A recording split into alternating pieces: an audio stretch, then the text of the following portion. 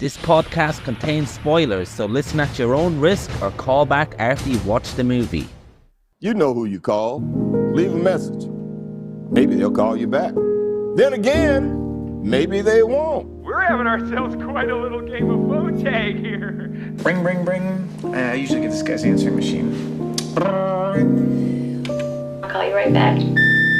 If you're there, please pick up the phone. I really want to talk to you. I check my fucking messages every day when I come home from work. My answering machine, zero. I got a blinking light. All I have to do is pick up this phone right here, inform the cinema, and your plan's kaput. No, I ain't got no phone. I had to pull, because people calling all the time, and who needs the aggravation, right? Interruptions. I'm not sure how long my phone will last into this voice message being acting up something fierce lately. Just walking out of the house now on a Saturday afternoon. It's been a very nice day. Been out gallivanting all day. Lovely and sunny, but now there's some very ominous dark clouds in the sky. So just throwing the rain cover over the pram now and gonna head out and pick up a few bits and pieces. Thought I'd send you a quick voice note about a film I've watched in the last couple of days called The Burning Buddha Man. This is by a Japanese, I was going to say animator, he's not really an animator, but a Japanese filmmaker. I think he's called Ujicha or something. I can't remember what his name is. He's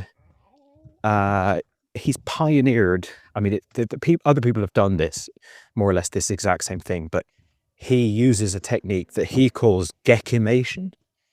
And my wife sent me an article about him and his unique style of filmmaking when he released a film a few years ago called Violence Voyager.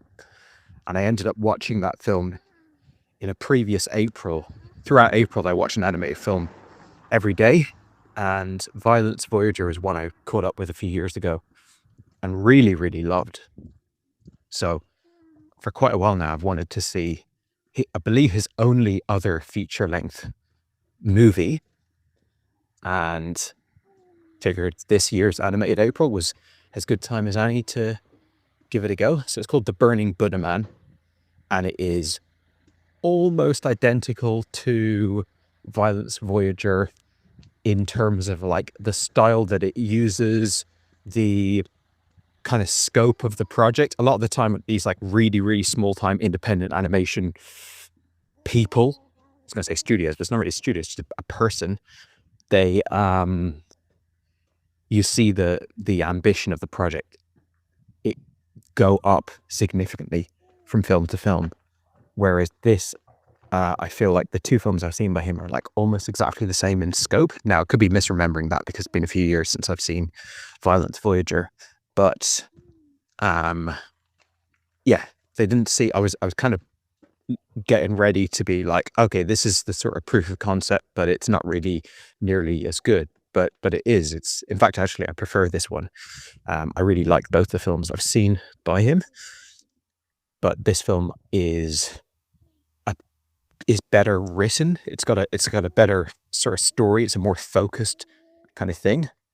But yeah, just to kind of describe the style a bit, it's like cutout animation, like the pilot episode of South Park, or that classic old technique of getting cut out pieces of cards or paper and moving them along frame by frame, just like you would with any other form of stop motion, except it's all like 2D planes. Except instead of doing it via stop motion animation, he does it all live action puppetry, just moving the panels or the props or the pieces of card or whatever along in real time, as if you were making a little puppet show or something. And it's a really, really interesting technique because you can't rotate the objects. Like, it's not like they're 3D. So if you want to show someone turning around or looking in different directions, that's a whole new drawing. Obviously, you can reuse drawings multiple times, but it's this kind of thing where typically puppetry, whether it's stop motion or live action, because there's a lot of puppet films that are not stop motion. We recently watched the Superstar Karen Carpenter movie, and that's sort of props, puppets, but it's not stop motion. This is kind of the same technique as that Superstar movie, but because they're 2D plates, if you want someone to turn or look over their shoulder, do anything, you have to do a whole new drawing. But then if you think about like, Studio Ghibli or, any kind of like old school style animation, they're doing 12 to 24 new drawings every single frame. So it's way less intensive than that, but it's way more intensive than some other puppet techniques. And yeah, it's really interesting how they kind of sell that. They sell the whole, or I say they, it really seems to be like a one-man outfit as far as I'm aware, but he really manages to sell the 3D space, the full scene. It doesn't feel like you're watching some sort of like the way you've got certain old art styles, right? The Middle Ages or like, ancient Egyptian art or whatever, where it feels very 2D and it feels very flat. His stuff really doesn't feel like that at all. Both films I've seen by him, which again, I believe are his only films, they're very based on kind of like 80s adventure, B-movie, sci-fi type stuff, whether it's cartoons or it's, movies like RoboCop or whatever. Paul Verhoeven, I think in general, must have been an influence, but the things that it feels based on are very modern, or as modern as the 80s can be. It doesn't feel like it's based on more ancient art or any kind of aesthetic that would be flatter. So yeah, it's a really interesting technique. It's similar to when you watch an animatic of a movie. Let's say you watch the special features on a DVD of like a big fantasy movie like The Lord of the Rings or something. There's a good chance they'll have an animatic on there, which is a storyboard, except they've animated it, or they've kind of just like shot all of the panels individually, edited it together. And nowadays, because it's all digital, a lot of those kind of animatic storyboards have they actually literally have animation within them. Like they'll have like a character, characters kind of sliding across the screen and stuff. And they're only they're not, they're not remotely intended to be viewed by the wider public. They're just a pre-visualization tool, but they're they can actually be quite cinematic on their own ground. So they kind of allow the filmmakers to go, yeah, this actually does work. All of these shots, this entire composition from an editing perspective and, the composition of the shots and everything is working really well, and it's exciting, it's dynamic, and I like that camera angle. And whether you're ultimately going to make an animated film or a live action or whatever, going through that phase can give you like a really clear feeling of what the film will be like. And this film is sort of like if you polish that up as much as possible, and then that just was the film in a way. To some extent, it sort of is that. And yeah, it really works for me. I'd be interested to hear your take on it, because I think I'm more keen on well, again, this is not animation, but I'm much more keen on like obscure forms of animation and illustration and like arty on the peripherals of animation types of content, to put it in a bit of word salad. But I think you get where I'm coming from. This works amazingly for me. It's like right on my alley. I love illustration. Oh, my son's piping over. Let me stop this message and continue on in a second. Someone who loves illustration and loves it at least as much as any other art form, if not more than any other art form. This is, to some extent, this is watching a movie to me, but to another extent, this is sort of also just watching loads of illustration. It's like I'm watching someone has made a mini documentary on an illustrator or something, and they're kind of like slightly animating the drawings of it, but the main thing that you're marveling at is the illustration. So it's jam-packed full of stuff I like. I'm also a huge fan of 80s trashy sci-fi adventure genre cinema. Again, I mentioned Paul Verhoeven. I think he's got to be an influence. H.R. Geiger or Giger, I never know whether it's Geiger or Giger, but he's got to be an influence. Body horror, Cronenberg.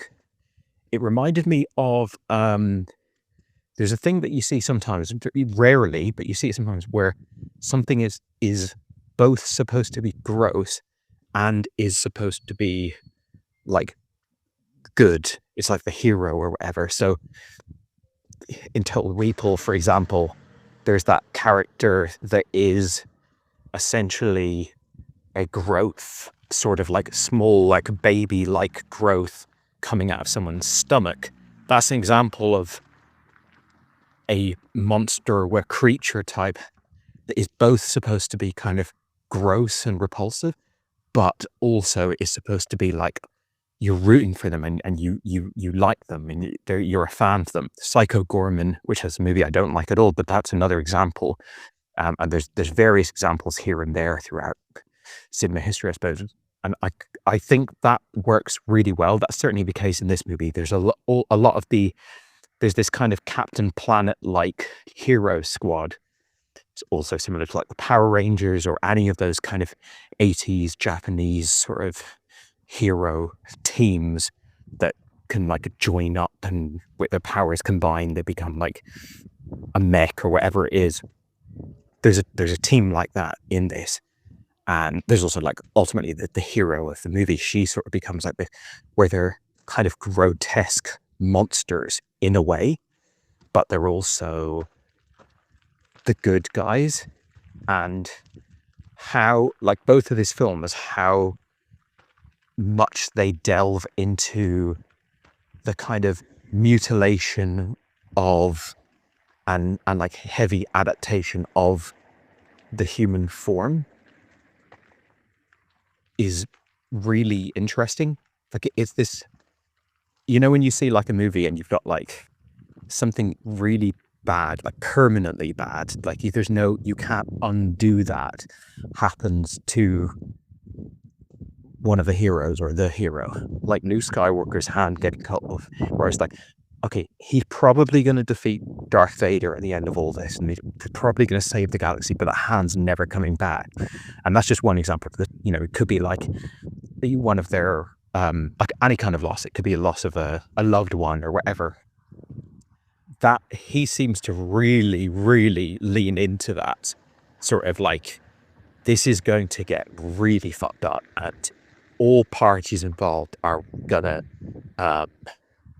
they're gonna get just fundamentally changed. If they don't die, they're going to be reorganized and scarred forever by the events of this movie and this adventure and this story and this quest or whatever it is.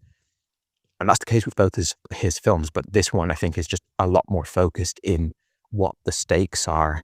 It is very neatly reminiscent of things like Teenage Mutant Ninja Turtles. We have that sort of Splinter character that is, I forget, it's something senior, that is the like leader of this team of outcasts. We have the sort of Shredder. I mean, I'm using Turtles here, but there is basically the same sort of archetypes repeated in all of the films or all of the TV shows and comics and whatnot that this draws inspiration from.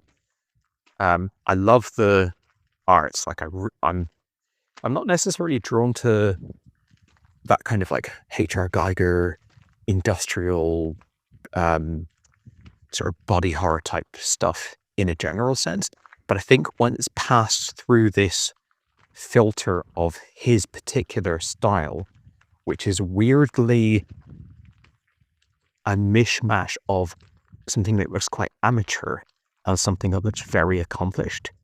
It looks amateur in the sense that like this doesn't look like someone who's kind of classically trained it isn't, they're not obviously classically trained. They're certainly not adhering to any kind of industry approved art style.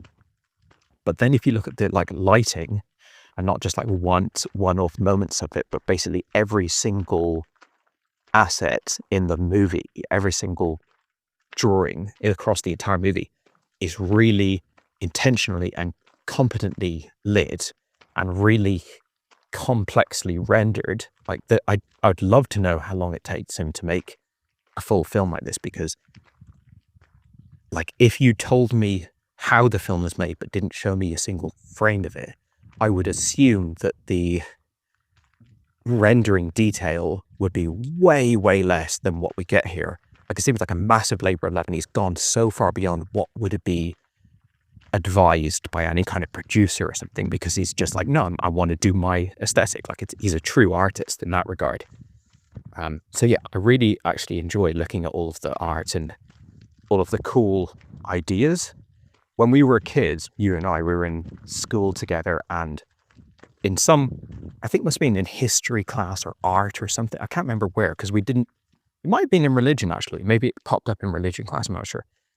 Some teacher mentioned the warrior priests, and I don't know specifically what that was in reference to, because of course there's been numerous cases throughout history of like some form of clergy that were also in actual physical combat. Like that's not an unusual thing. If you go across Buddhism and every single religion and all periods of history, there's just like endless examples of this. But I guess we were probably thinking from our own concept of priests as like, you know, contemporary Catholic priests and stuff, and the idea of them as warriors in some sort of like, again, our minds would have straight away gone to, you know, 90s kids TV shows like the X-Men or whatever. That was a really interesting and sort of subversive idea to us, completely going against any associations we had with priests. And so we started making writing screenplays and writing like scripts for like a fake TV show or an imagined TV show about the warrior priests and the different missions they went on and stuff like that. And this really reminded me of that in a way. It's taking religion. Now, I've spent some time in Japan, but I don't know it deeply. I certainly don't know like what the place is of the religion in the country. I don't know what, like how much this is something that like your average Japanese person's watching and be like, oh my God, they took the major thing of our country, like the Buddhas and everything like that, and they've run it through an 80s, 90s TV show, Captain Planet or whatever. But that's kind of what we were doing with Warrior Priest, and that's what this feels like this is doing in a way. And that just makes it really easy to watch. I think you'll obviously speak for yourself, but I feel like people of our generation are just going to like lap this up if they're already a fan of the likes of the Gargoyles and X-Men and stuff like that. So yeah, I really clicked into it, found it fun and exciting. I love all the special effects, like when one of the paper puppets pukes, or when there's like fire or, you know, acid or lighting, all sorts of stuff like that. I love that kind of problem solving. It's both like fun to watch like all of the different visual variants of like all the different things that you get to see happen visually, but it's also like always fun, for me at least, watching a movie and kind of watching the making of the movie simultaneously, when you kind of, oh, he had to make those two halves of that thing so that it could be ripped in half kind of thing. You know, there's a lot of old school special effects, I would say, in this movie. I'm talking like, you know, Georges Méliès, all that like old of pre-computer special effects, where it's like, okay, we whatever we want to show them on the screen, we're going to need to put in front of the camera. So how are we going to do this? How are we going to sell this particular effect, this particular moment? So yeah, that was all really good. Entertaining film, not particularly long, also like, plenty long. It's not like it's like 10 minutes long or something, which would be kind of the runtime I would expect for this type of technique and this type of like person working in isolation on their own. The fact that he's ambitious enough to be like biting off feature length projects is somewhat surprising. But yeah, what else to say about it? It's been a while since Violence Voyager came out, or whatever it's called. I think it's Violence Voyager. So I'm curious to see if he's working on something else, or if maybe something's already come out. I mean, I haven't been like tracking him that closely, but after seeing him go 2 for 2, I'm like very excited to see more. This one feels more mature, weirdly, even though it's earlier. Both of his films have lots of violence, lots of gore, nudity, sort of non-child friendly material, but this one feels like it's all kind of earned, whereas the next one, Violence Voyager, to me felt a bit like, let's do this because it's kind of funny and shocking and like whatever. So I felt like this one was, I don't know, just worked better as a movie. I didn't get the framing device thing where you have the girl in real life, kind of, or however you want to put it. Like, that reminded me actually of the outside of the anima stuff in the Assassin's Creed games, where it's like, why is this involved? It's nothing to do with the rest of the game. It only hurts the rest of the piece. I mean, that's being overly critical of this movie, but in Assassin's Creed, it's certainly the case. In this movie, it's kind of like, okay, I didn't really understand that, what I'm seeing here. Maybe you can shed some light on that for me. But yeah, really, really enjoyed this. It's one of the highlights of this year. In Animated April, I watched so many films that are not actually animation, but are like inevitably going to be thrown into the animation category. And if something like this could ever make it onto Netflix, then it would definitely be put in the animation category. But yeah, good flick, and similar to a lot of stuff that I know that you and I love. So be interested to hear your take on it. I've never talked about, or I've talked about this guy with other people in terms of like saying you should check this out and referring them to it, but I don't think I've ever actually talked to anyone who's actually watched his stuff. So be interested to hear what you think, or if it's just hitting a particular nice little nerve for me.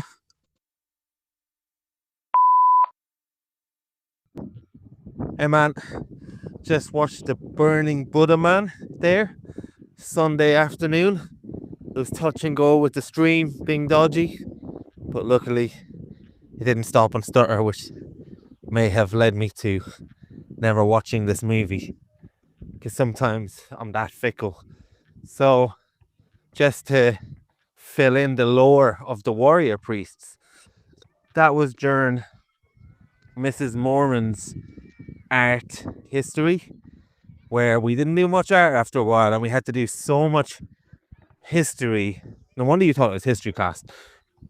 We had to basically treat it as history, even though it was art, and go through all the boring history of art.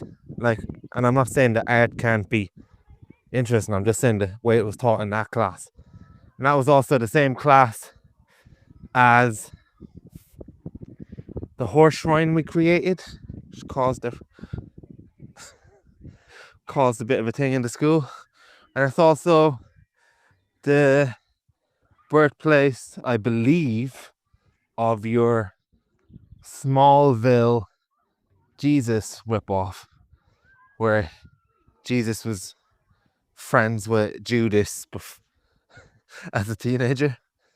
All that's to say that, like you, the Burning Buddha Man reminded me of all that. Imagination without ego, creativity without worrying of failure, and just enjoying your imagination that you'd have as a kid.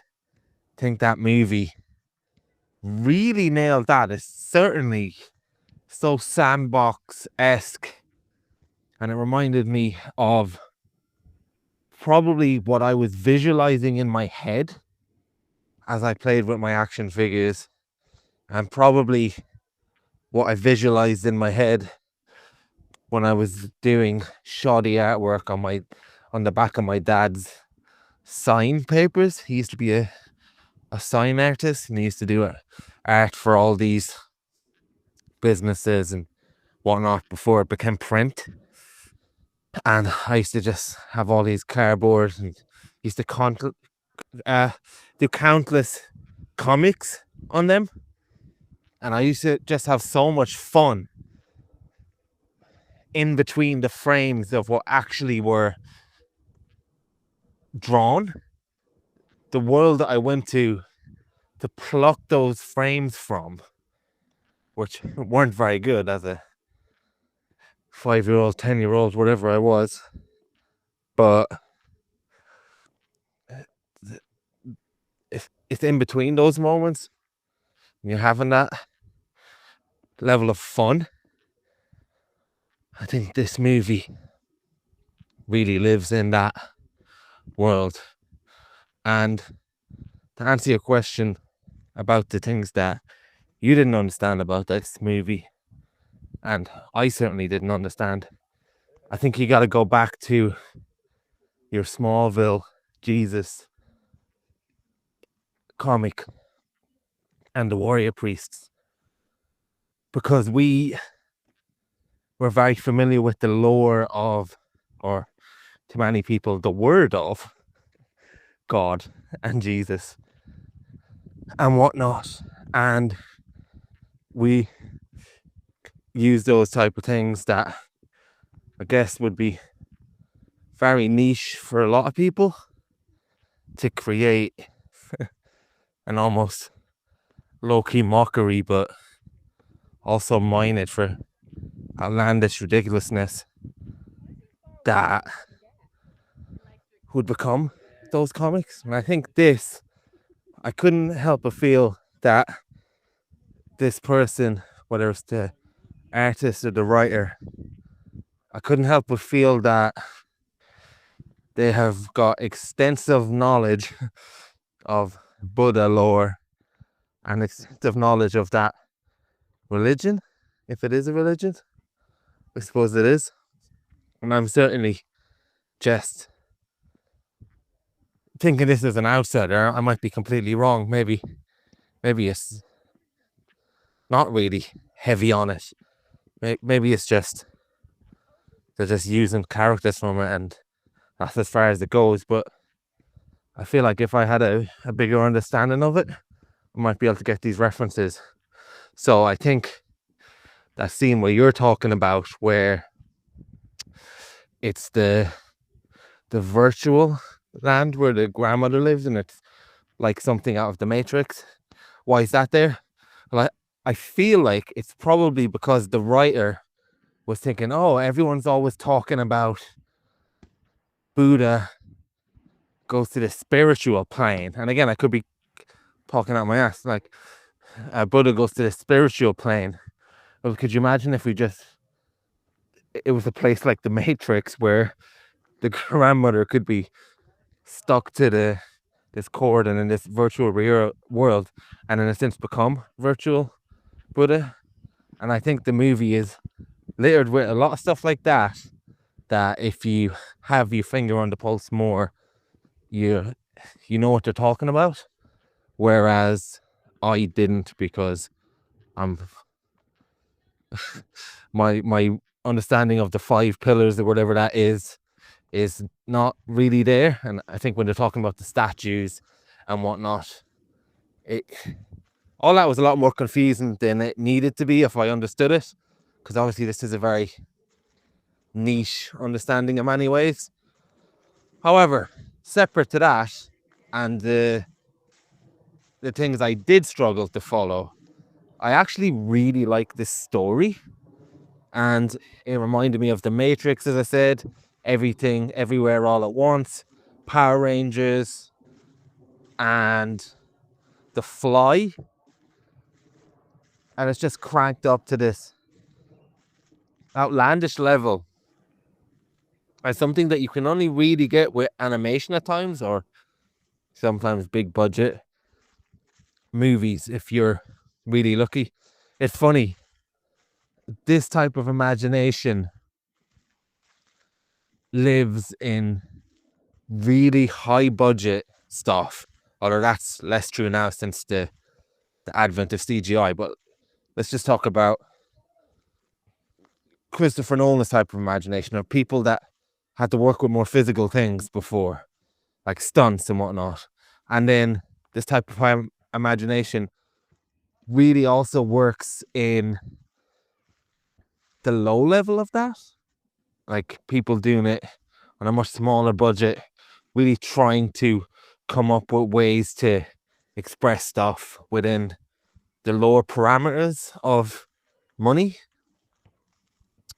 So yeah, there's a whole scale of that, and that's certainly in the lower scales, but it's probably much more impressive than a CGI fest for me anyway, like the Avengers movies and whatnot. So yeah, I like this story. I liked the mystery from the beginning, where you're already trying to get the grips with this artwork. You're already trying to get the grips with these characters and this unique style for at least someone like me that I've never seen before. And then you're almost trying to get the grips of it without the character. Like how the character is. And you seem completely alien to this world. And before you know it, this fucked up thing happens at the beginning with the statues, and you're trying to understand it. And then this other character shows up and says, "Oh, come with me. I'm a friend of your parents." And because you're just not familiar with this in a way that a westernized movie that's honed to the genre beat of perfection, you don't really settle into things you would normally settle in with. So when the main character, I can't remember her name, she goes to this other house, or this other, I guess it's half a lab, half a house, whatever it is. And she's been filled in about what happened to statues, and these other people steal statues. I kind of took that on face value because it was hard for my brain to grasp everything that was going on. So I didn't really have time to question any of this like I would in a very straightforward westernized version of this story, where it's just so familiar that my brain has time to think about all these other things. And maybe that's how I experienced movies to begin with, before I watched endless renditions of ultimately the same thing. Maybe to begin with, I couldn't pick up on the predictability of plots because I was just unfamiliar with the aesthetic and unfamiliar with the type of characters that I'd be seeing. So it's a lot to be said for that. And yeah, so then when we find out that that guy is the main bad guy, that was a bit of a shock for me, and an enjoyable shock, where I'm thinking, okay, because everybody already looks hideous, you're not really thinking he clearly looks like the bad guy. And then we get introduced to this random ragtag bunch of people, and yeah, it's just really good fun. Like you mentioned, it's got that Teenage Mutant Turtles, it's got that 80s type of not taking itself so seriously. And I think there's a movie called Turbo Kid that has this as well. That's live action. I think this is the closest to that type of vibe that it reminded me of. And yeah, there's a lot of fun to be had in this. And yeah, the artwork and how it's conceptualized to me was very enjoyable. It's very much like when you're in school and maybe you might have borrowed a copybook from your friend, and then you notice that they've got all these characters and they've got all these unique type of style that doesn't seem to be schooled from any particular source. Now, you mentioned the Geiger guy who I wasn't familiar with, and I looked it up, and yeah, it is quite reminiscent of that type of thing. But for me, I had no reference point for that in the slightest, and there is, of course, massive differences. But there's just a freedom of hand to this guy that I don't feel like he's trying to replicate anything other than his own mind. And even though he might be inspired by certain art styles, I think there's a freeness to his imagination that I found refreshing. And I quite like the art style, and I quite liked how this story played out in terms of how it was animated or puppeted it, as you described it as. I don't have the expertise to really know what is the correct way of that. But all I will say is that it was fascinating to me how much it reminded me of a comic book. And you do see things from time to time in a comic book when it's used in movies where you'll have all these different boxes, and then it's normally when a character actually reads the comic book in a movie, and then you see the camera going left, then it's going to right, and then you hear all the voices of the characters being animated by a character. Maybe Peter Parker might be reading a comic in his room in a scene. Do you know what I mean? And this seemed very much like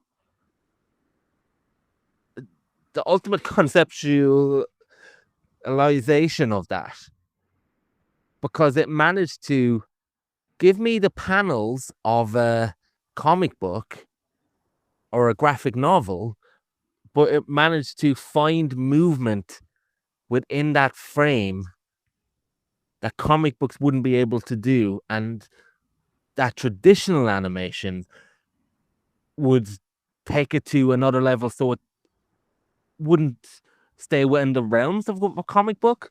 So I really like that.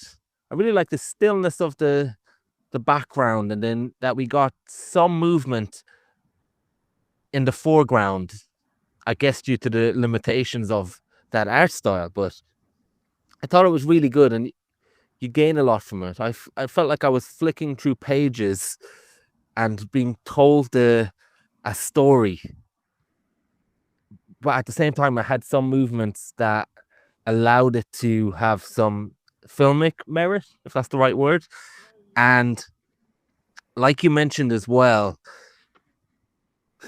what did you mention? 1 second there, I just getting distracted by a dog. 2 secs. Hello, Bubble.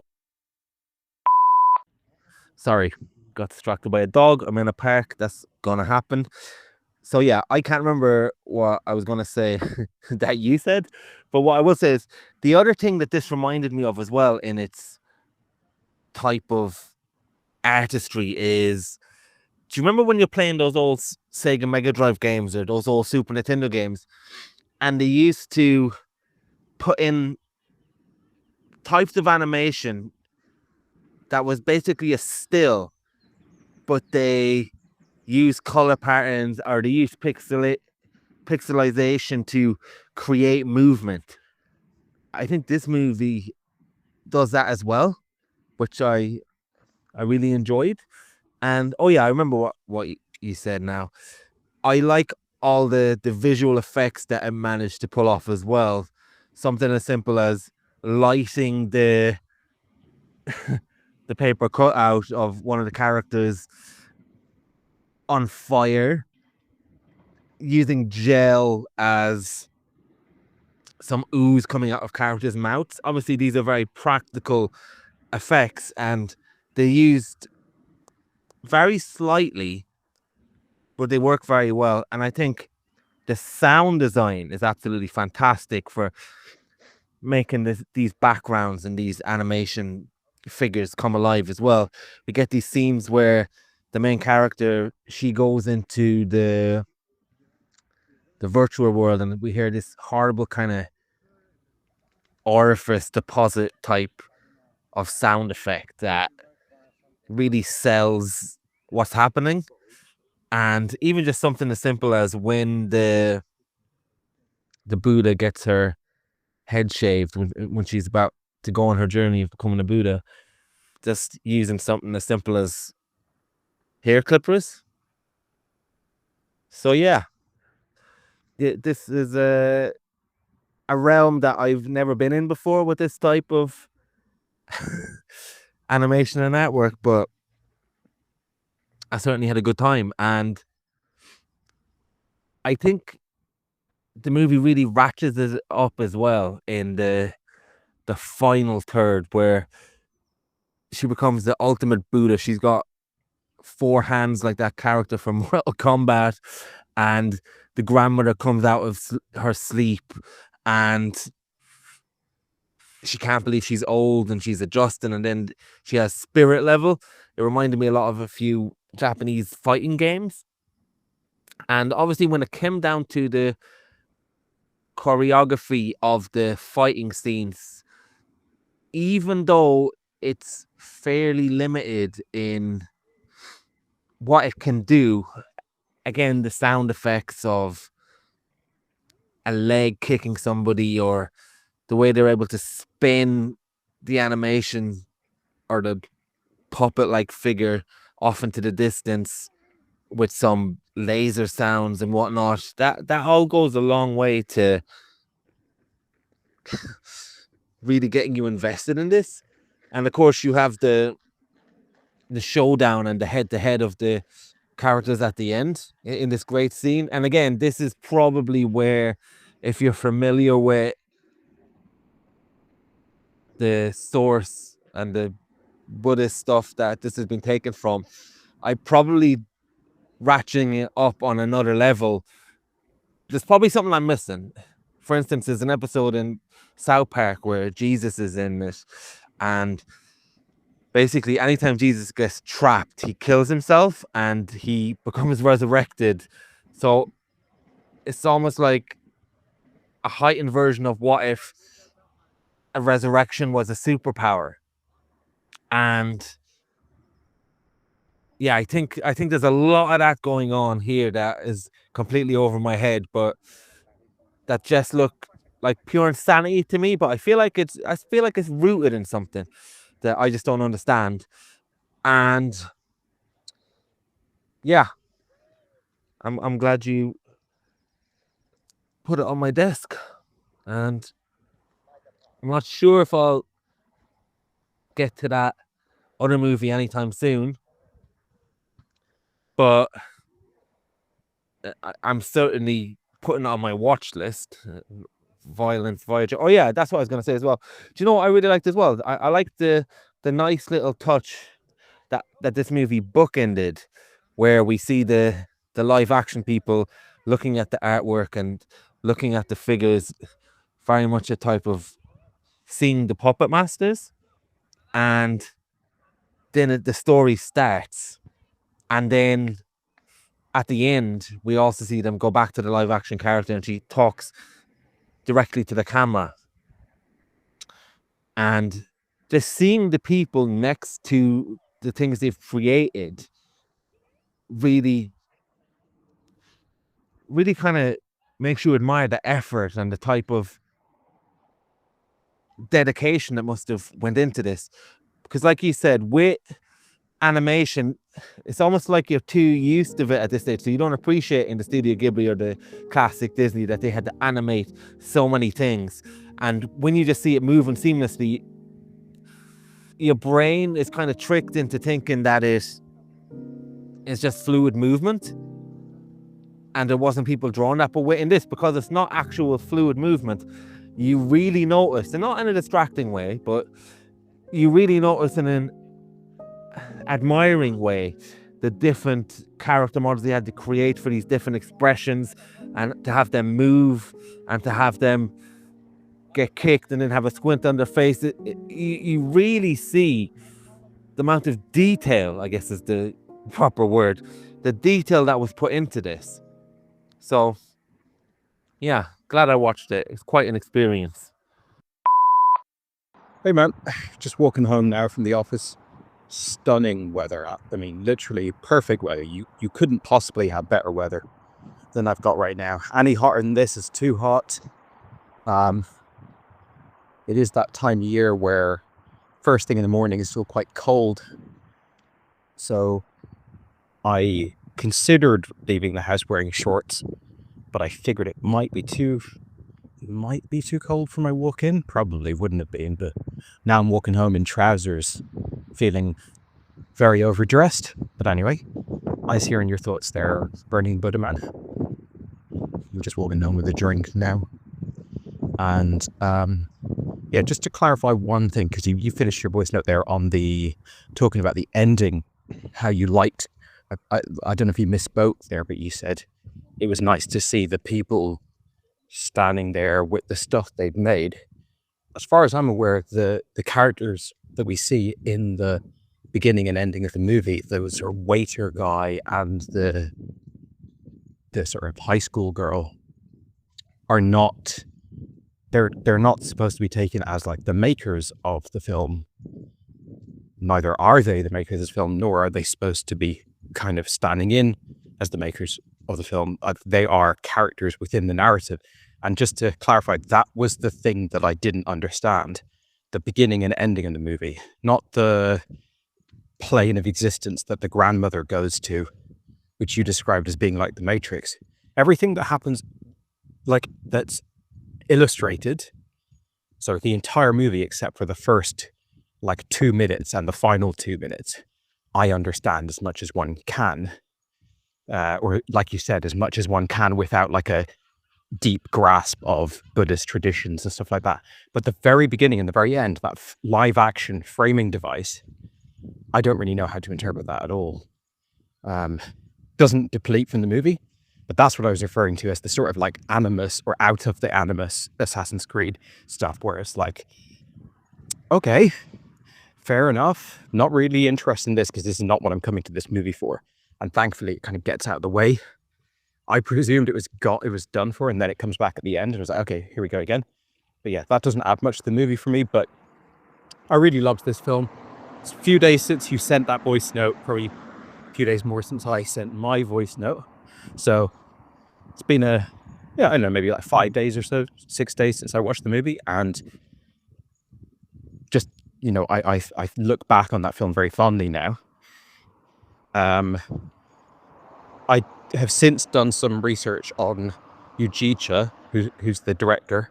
Single name. It's not like someone Ujicha or Ujicha so and so. That's kind of their entire name. That's how it's presented. And so they've made Burning Buddha Man, Violence Voyager, presumably some other stuff like shorts. I don't know what they've done beyond these two features, but I thought I'd check in to see if there was anything on the horizon. And it looks a bit bleak. They don't speak English, so any update from them is in Japanese and then kind of translated by fans. But apparently the follow-up to Violence Voyager, the film that they're working on at the moment, has fallen into a bit of development hell. Obviously, I don't know any of the internal details, but they made a post on some sort of Japanese social media saying that it's been months since they've heard from the producer. Producer seems to have gone AWOL. That Ujicha himself is paralyzed with depression and, you know, struggling to get out of bed every day, and things look pretty bleak. I mean, it must be hard making feature films in a room on your own, you know, like getting up every day for years and years and years and making this project. It's not like oh, I make illustration, and every day I have that feedback loop of like finishing a drawing, putting it up on Instagram, loads of people commenting on it.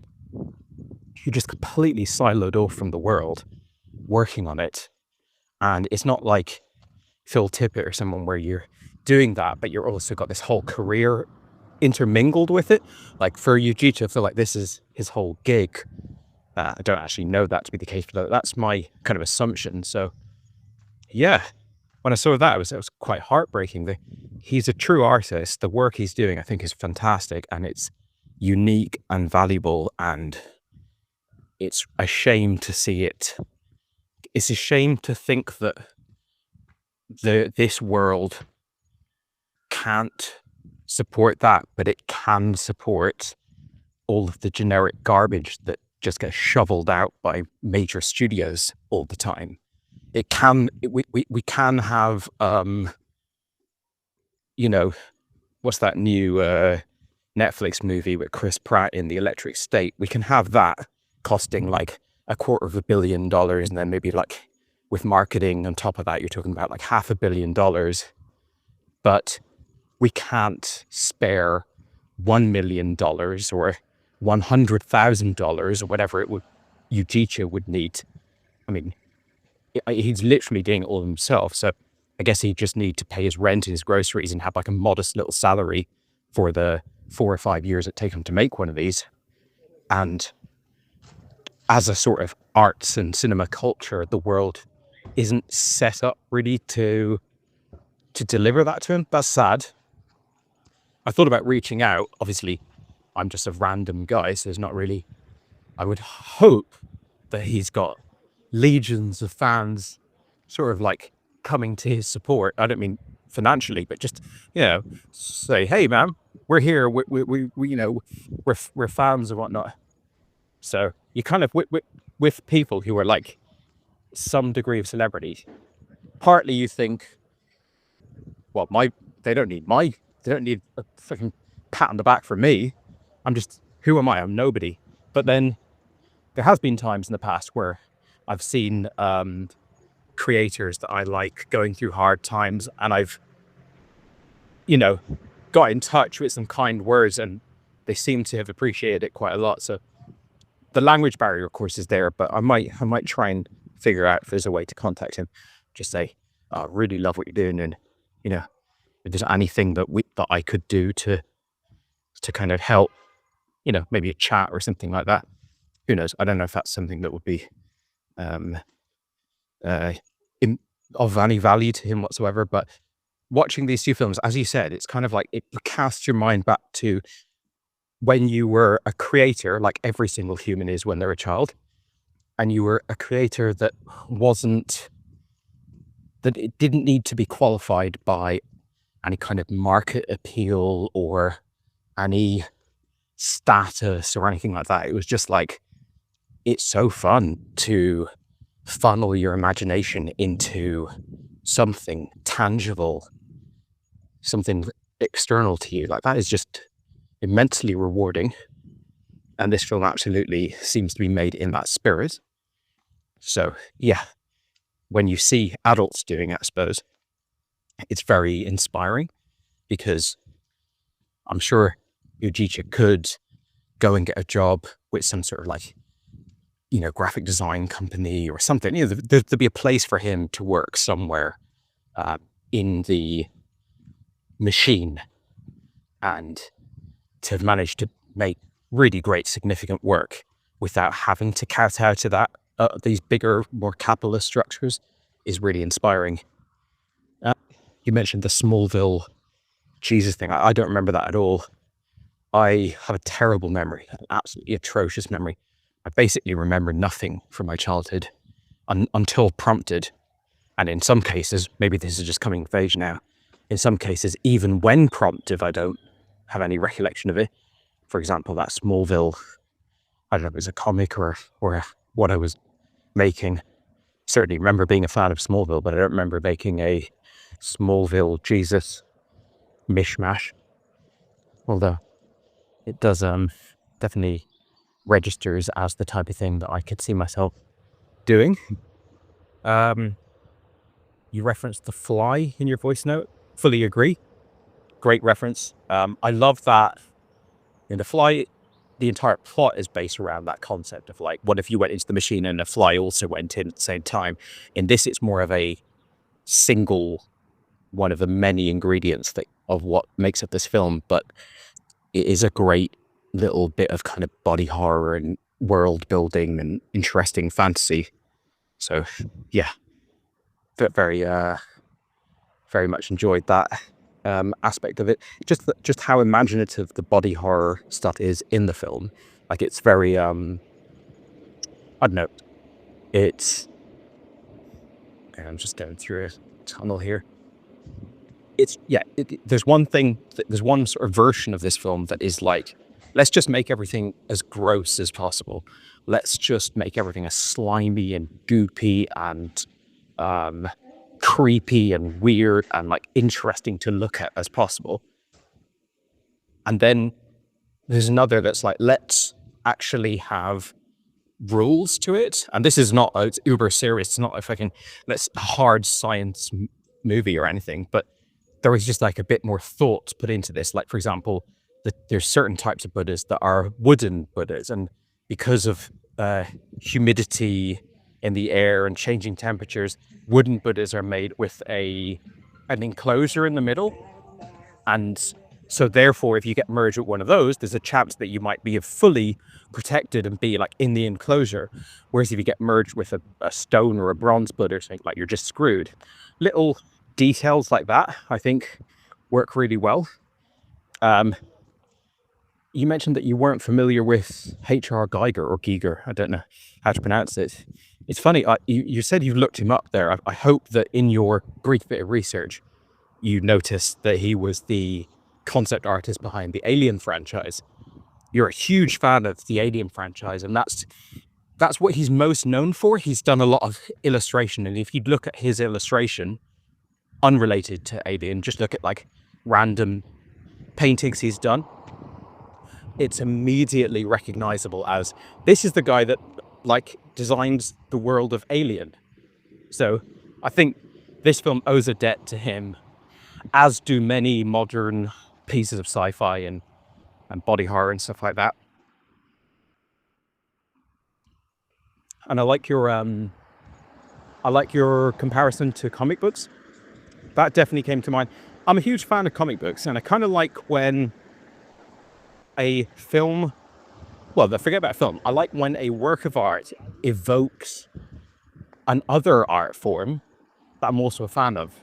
So it could be, it's a video game, but it evokes literature or, radio or something like that. And it's like, well, I'm a fan of comics, I'm a fan of movies, and now I'm watching a movie and I'm enjoying my fandom of movies and the experience I like from movies. But I'm also getting some of the stuff that I really value in comics. And as you said, with the still, it's kind of a series of still images, interesting compositions. Comics to me is also a medium that's very like,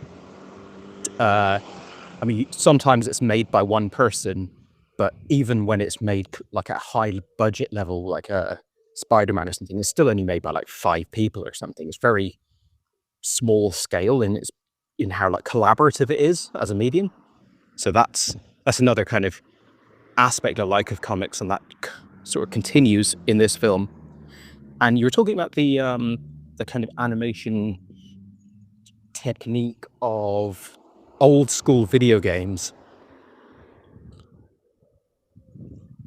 sort of having often having like a still image where just the background's moving. Maybe it's like a pixelated color effect sort of scrolling in the background, and it creates this feeling of movement, the pose that they put the character in, maybe a 2-frame animation of their hair sort of like in the wind, kind of whipping back and forth or something. And that's obviously because of the limitation of the memory on the cartridges and how much sort of pixels you could have in terms of the sprites. But also it cuts down on work. And that is the kind of basis of limited animation, which you'll see in the works of Hanna-Barbera, which you'll see in anime. Pokemon, like very associated with Japan and Japanese animation. But yeah, certainly something that people have used the world over to save money. It's like, well, does this scene of this character just say, we need to go back to the moon base, needs 100 drawings, or can it be done in 2 drawings? Can it be done with 1 drawing and just their mouth moves? And what can we do if we're going to do as few drawings as possible, which is always the kind of goal for limited animation, then we better pick some damn compelling drawings. We got to choose a pose and an expression and an image that really sells this character beat. And you see some, both in video games and in cartoons, you see works that have been made that you'll watch the whole thing and it will never really occur to you that they were cutting corners, because they've just sold every moment so well.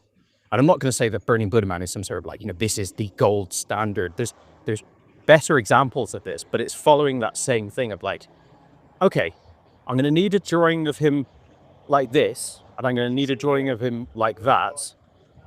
Am I going to need a drawing of him in this other way? No, probably not.